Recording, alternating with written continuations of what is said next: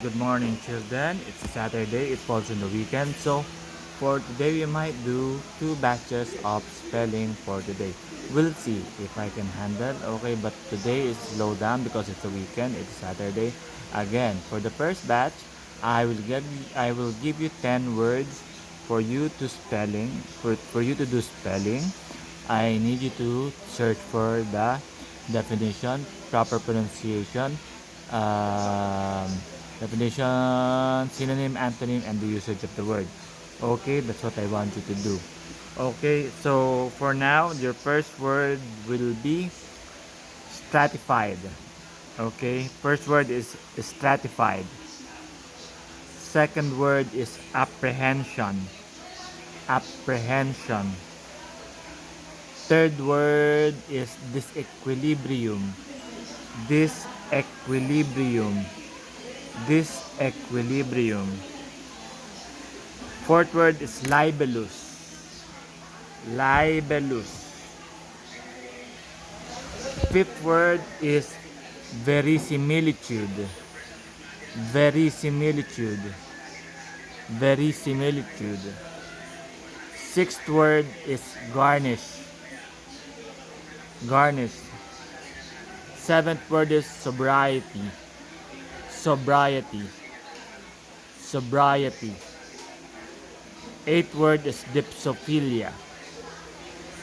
Dipsophilia. Dipsophilia. Ninth word is crochet. Crochet. Crochet. Tenth word is gyroscope. Gyroscope. Again, tenth and last word is gyroscope. Okay, we'll make a review. Stratified. First word. Second word, apprehension. Third word is disequilibrium. Fourth word is libellus. Fifth word is verisimilitude. Sixth word is garnish. Seventh word is sobriety. Eighth word is dipsophilia. Ninth word is crochet. Tenth word is gyroscope. Okay, that's your first batch of 10 words to spell for today. Okay, Kaiser. I congratulations to both of you, Ate and Kaiser, for being included in the top performers of your class. Okay, congratulations. At the moment, I don't have any earnings, so I cannot give you any gift. So I'm sorry, but when I get better, I will buy you your Jollibee or KFC. Okay?